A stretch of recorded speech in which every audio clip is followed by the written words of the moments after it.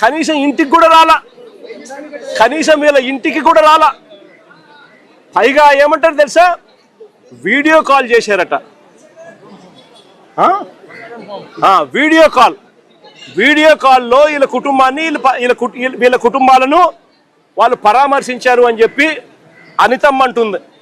హోంమంత్రి, disaster management చూసే మంత్రి అనితమ్మ గారు వీడియో కాల్లో పరామర్శించినామని చెప్తారు.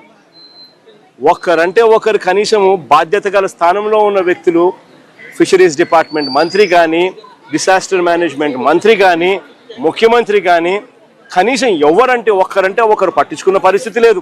కనీసం వీళ్ళ ఇళ్ళ కాడికి వచ్చి వీళ్ళను ఓదార్చి తప్పు జరిగిందమ్మా, ప్రభుత్వం తప్పు చేసేది, కలెక్టర్ స్పందించలేదు, అది మా తప్పే, సిఐ పోలీస్ డిపార్ట్మెంట్ స్పందించలేదు, అది మా తప్పే, దానికి క్షమాపణ చెప్తా ఉన్నామమ్మా, మీకు కనీసం మనిషిని తీసుకొని రాలేకపోయినా కూడా కనీసం మీ కుటుంబానికి తోడుగా మేము ఉంటామమ్మా అని చెప్పి కనీసం 4 మాటలు మాట్లాడలేకపోయారు ఈ మంత్రులు. ఈ ముఖ్యమంత్రి గారు కనీసం ఆ మంత్రులను పంపించేనా కానీ కనీసం ఆ మాటలైనా చెప్పించలేకపోయాడు.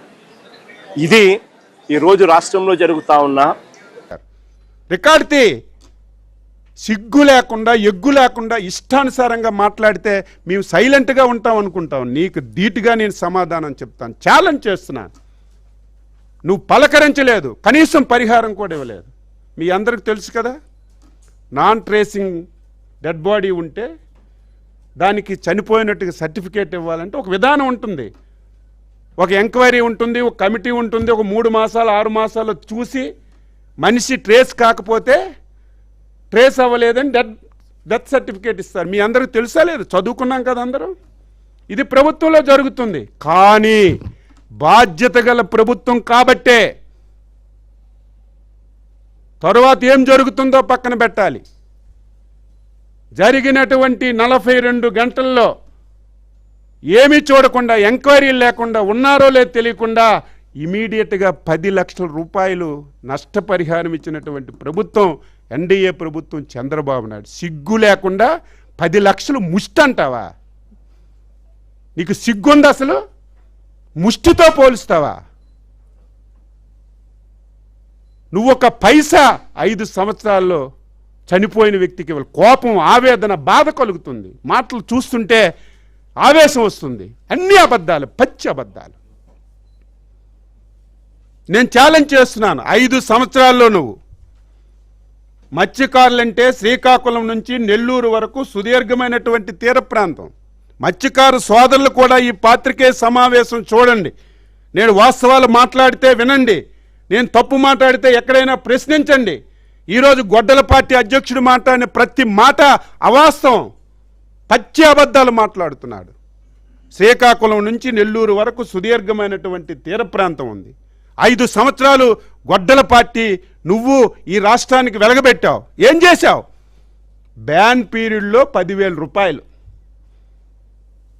సంవత్సరానికి బ్యాన్ పీరియడ్కి ఒక 10,000 రూపాయలు చొప్పున వారికి ఇతోధికంగా సహాయం చేసావు తప్ప 5 సంవత్సరాలు ఒక్క కార్యక్రమం అంటే ఒక కార్యక్రమం చేసావా?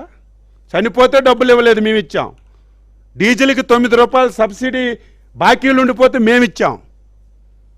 ఒక్కడికి ఒక వల కానీ, ఒక బోటు కానీ, ఒక తెప్ప కానీ, వల చిరిగిపోతే కుట్టుకోవడానికి దారం కూడా 5 సంవత్సరాల్లో నువ్వు ఇవ్వలేదు. నువ్వు ఇచ్చింది ఎంత? 2019 నుంచి 24 వరకు సంవత్సరానికి 10,000 రూపాయలు చొప్పున 5 సంవత్సరాల్లో 531 కోట్లు తప్ప మత్స్యకారులకు నువ్వేమైనా ఇచ్చావా? ఒక్కటి ఇచ్చావని చెప్పు, ఛాలెంజ్ చేయి. నేను ఛాలెంజ్ చేస్తున్నాను, ఎక్కడికి రమ్మంటే అక్కడికి వచ్చి మాట్లాడతాను. మేము మాట ఇచ్చాం, నువ్వు 10,000 ఇచ్చావు, మేము 20,000 ఇస్తామని మాట ఇచ్చాం. 2 సంవత్సరాల్లో మత్స్యకారు సోదరులు కూడా తెలుసుకోవాలి. నువ్వు 5 సంవత్సరాల్లో 531 కోట్లు ఇస్తే 2 సంవత్సరాల్లో 511 కోట్లు ఇచ్చాం. ఏది మత్స్యకారులకు మేలు చేస్తున్న ప్రభుత్వం? మళ్ళీ పాత పద్ధతులన్నీ పునరుద్ధరించాం. చచ్చిపోతే ఇమీడియట్గా 10 లక్షలు ఇస్తున్నాం. మొన్ననే 200 బోట్లు, ఒక్కొక్క బోటుకి 1 కోటి రూపాయలు ఖర్చు పెట్టి 40% సబ్సిడీతో మళ్ళీ ఇస్తున్నాం. ఈ రకంగా మత్స్యకారులకు మేము చేస్తే పచ్చి అబద్ధాలు మాట్లాడుతున్నాం, పచ్చి అబద్ధాలు. అసలు నువ్వు వెళ్ళవలసింది బాధ్యత కలిగినటువంటి ప్రభుత్వం వెంటనే స్పందించి నిర్ణయం తీసుకున్న మీద కాదు. నీ మంత్రి, నీ దగ్గర పనిచేసిన మంత్రి గొడ్డలపాటి అని ఒట్టి ఎందుకు పెట్టావు? నువ్వు అంతే, నీ పార్టీ వాళ్ళు అంతే. నీకు తల్లి లేదు, చెల్లి లేదు, బాబాయ్ లేదు, ఎవడూ లేదు. ఎవడు అడ్డొస్తే అడిగి చంపేస్తావు. నేను ప్రతిసారి ఈ ప్లేస్లో కూర్చొని చెప్తాను, మళ్ళీ చెప్తాను. నీ పదవి గురించి, రాజకీయం గురించి ఎవరిని వదలవు. నిన్ను చూసి నీ కింద వాళ్ళు కూడా. భూమి ఆకాశం చూడలేదా మంత్రి 5 సంవత్సరాలు? పెద్ద నీతి కౌరులు, ప్రతి ఒక్కరిని, చిన్న పెద్ద లేదు, ప్రతి ఒక్కరిని విమర్శించడం. నీ స్థాయి ఏంటి? మాట్లాడే ముందు ఒక పద్ధతి ఉండాలి కదా. ఏం జరిగింది? వెంటనే స్పందిస్తే 6 బతికిపోయేవాళ్ళట. ఎక్కడున్నారో తెలియదు, అందుకే స్పందించలేకపోయాం. అన్ని ప్రయత్నాలు చేశాం. చిన్న రష్యా బోటు రక్షించింది. ఏం కాదని ఎవరన్నారు? ఆయన ఈదుకొని వస్తే వెంటనే రష్యా బోటు తగిలింది, రష్యా బోట్లోకి ఎక్కాడు. ఆయన్ని ఇదిగో తెస్తున్నాం, అదిగో తెస్తున్నామని గంటలు నడిపామట. హెలికాప్టర్ పంపిస్తే సార్ వాతావరణం అనుకూలించలేదు, బోట్లు పంపిస్తే అనుకూలించలేదు. అంటే ఆ సమయంలో వెళ్ళి ఇంకొక నష్టం జరగకుండా అనునిత్యం మేము పర్యవేక్షించి ఎప్పుడైతే సైక్లోన్ కంట్రోల్కి వచ్చిందో ఇమీడియట్గా హెలికాప్టర్ పంపించి తీసుకొచ్చాం. ఇమీడియట్గా తెచ్చిన వెంటనే హాస్పిటల్లో పెట్టాం, అన్ని సదుపాయాలు ఇచ్చాం. కొత్త బోటు